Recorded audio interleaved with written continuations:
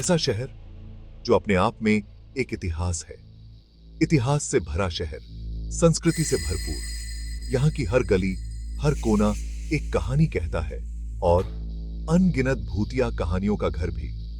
यहाँ की हवेलियां और महल अपने रहस्यों के लिए मशहूर हैं। ऐसी ही एक कहानी एक पुरानी हवेली के इर्द गिर्द घूमती है। ये हवेली, जो अब खंडहर में तब्दील हो चुकी है, कभी अपनी भव्यता के लिए जानी जाती थी।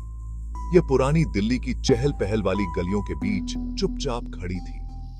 यहाँ की भीड़ भाड़ और शोर शराबे के बीच यह हवेली एक अजीब सी खामोशी में डूबी रहती थी। हवेली एक भव्य हवेली थी। इसकी दीवारों पर की गई नक्काशी और इसके विशाल दरवाजे इसकी शान शौकत की गवाही देते थे। यही के हाल, यह एक शानदार अतीत की कहानियों को फुसफुसाता था।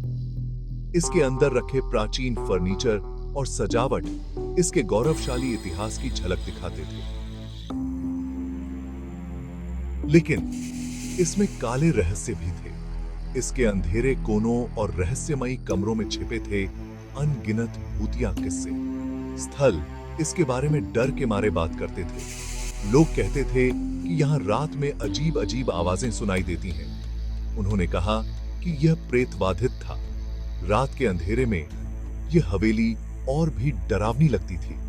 हवेली वर्षों तक खाली पड़ी रही।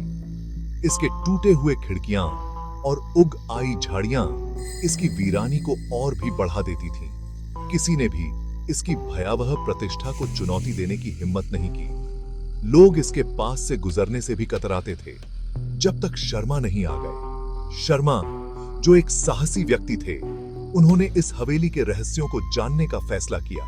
शर्मा ने अपने हाथ में टॉर्च लेकर हवेली के अंदर कदम रखा।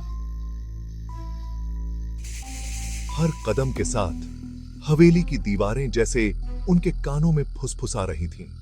उन्होंने वहां पुराने आर्टिफैक्ट्स और छिपे हुए कमरे खोजे। हर कमरे में एक नई कहानी छिपी थी। हवेली के अंदर एक अजीब सी ठंडक थी, जैसे हवाओं में भी कोई रहस्य छिपा हो। शर्मा को एक पुरानी डायरी मिली। उन्होंने उसे उत्सुकता से पढ़ना शुरू किया। डायरी में हवेली के पुराने मालिक की कहानियां लिखी थीं। उन कहानियों में छिपे थे हवेली के भूतिया रहस्य।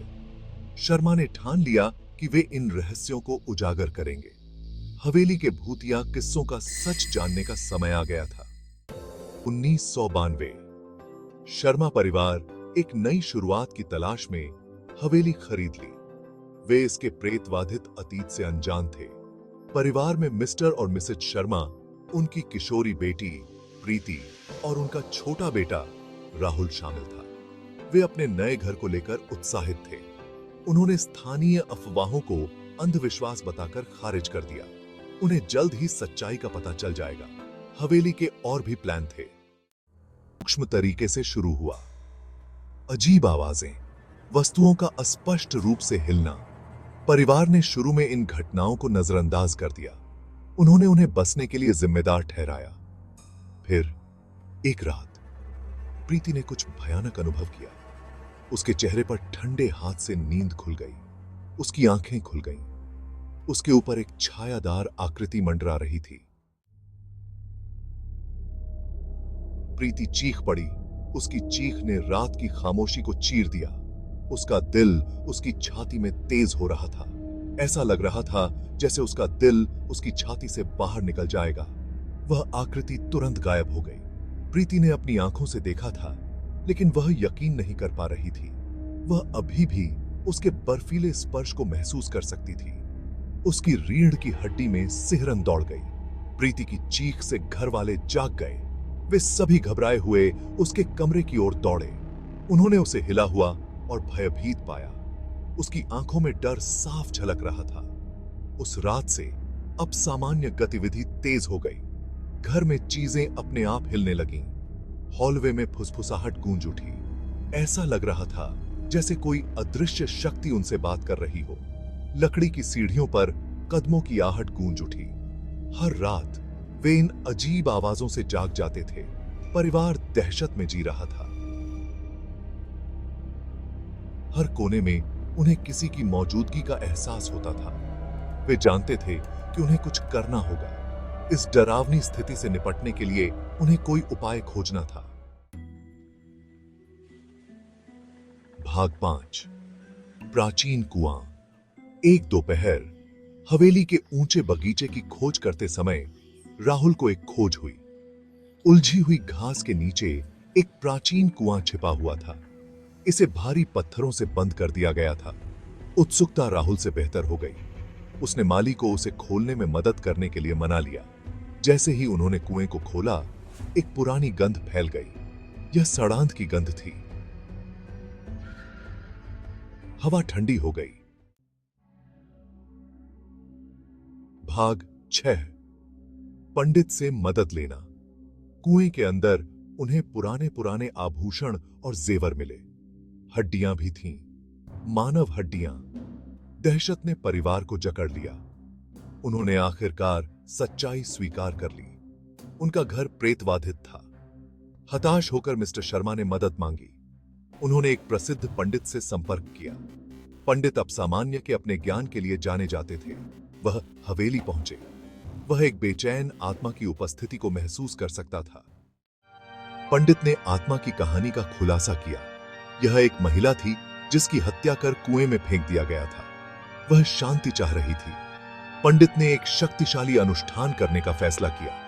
उनका उद्देश्य आत्मा को शांत करना और उसे उसके सांसारिक बंधनों से मुक्त करना था।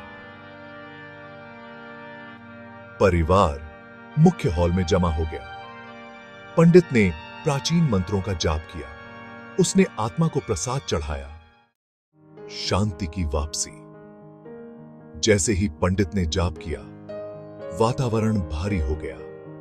ऊर्जा से हवा चटक गई।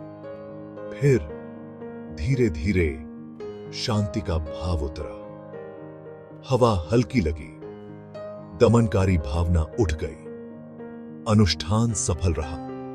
आत्मा को आखिरकार शांति मिल गई। पंडित ने परिवार को कुएं को हमेशा के लिए सील करने का निर्देश दिया। उसने उन्हें दिवंगत आत्मा के लिए प्रतिदिन प्रार्थना करने के लिए कहा। आत्मा को मिली शांति। शर्मा परिवार ने पंडित के निर्देशों का पालन किया। उन्होंने कुएं को सील कर दिया और प्रतिदिन प्रार्थना की। प्रेतवाद बंद हो गया। हवेली एक बार फिर घर बन गई। परिवार वहां कई सालों तक रहा। वे अब सामान्य से अपनी मुलाकात को कभी नहीं भूले। उन्होंने अनदेखे के साथ सह अस्तित्व में रहना सीख लिया। उन्होंने सम्मान के साथ आत्मा की स्मृति का सम्मान किया। यादगार भूतिया। यह कहानी हमें पुरानी दिल्ली की गलियों में ले जाती है, जहां हर कोने में इतिहास की गूंज सुनाई देती है। पुरानी दिल्ली की प्रेतबाधित हवेली एक द्रुतशीतन अनुस्मारक बनी हुई है। यह हवेली जो कभी जीवन से भरी हुई थी, अब खंडहर में बदल चुकी है। इसके टूटे हुए खिड़कियों और उग आई वनस्पतियों के बीच समय की क्रूरता स्पष्ट रूप से दिखाई देती है। यह अतीत की शक्ति को दर्शाता है। यह हमें याद दिलाता है कि समय के साथ सब कुछ बदल जाता है, लेकिन कुछ यादें और कहानियां हमेशा जीवित रहती हैं। ये प्राचीन अवशेष और कलाकृतियां हमें उस समय की झलक दिखाते हैं जब यह हवेली अपने पूरे वैभव में थी। यह दिवंगत लोगों के प्रति सम्मान के महत्व पर भी प्रकाश डालता है। यह हमें सिखाता है कि हमें अपने पूर्वजों और उनके योगदान को कभी नहीं भूलना चाहिए। यह मोमबत्ती से सजी वेदी और स्मारक पट्टिका हमें उन लोगों की याद दिलाती है जिन्होंने इस हवेली को कभी घर कहा था। शर्मा की कहानी मानवीय भावना का प्रमाण है। वह एक ऐसा व्यक्ति है जिसने इस हवेली के रहस्यों को उजागर करने का साहस किया। उसकी यात्रा हमें यह सिखाती है कि कभी-कभी हमें अपने डर का सामना करना पड़ता है ताकि हम सच्चाई को जान सकें। यह डर पर काबू पाने की हमारी क्षमता को दर्शाता है। यह हमें दिखाता है कि चाहे परिस्थिति कितनी भी भयानक क्यों न हो, हमारे अंदर हमेशा साहस होता है उसे पार करने का। यह दृश्य हमें याद दिलाता है कि अंधेरे में भी हम अपने रास्ते को खोज सकते हैं। यह हमारी करुणा की क्षमता पर भी जोर देता है, यहां तक कि उन लोगों के लिए भी जो गुजर चुके हैं। हवेली लंबी खड़ी है। यह हमें सिखाता है कि हमें हमेशा दूसरों के प्रति दया और सहानुभूति रखनी चाहिए, चाहे वे हमारे साथ हों या नहीं। यह एक भूतिया याद के लिए एक मूक प्रहरी है। यह हवेली जो अब केवल एक छाया है, हमें याद दिलाती है कि अतीत कभी भी पूरी तरह से नहीं जाता। यह हमें सिखाता है कि हमें अपने इतिहास का सम्मान करना चाहिए और उससे सीखना चाहिए।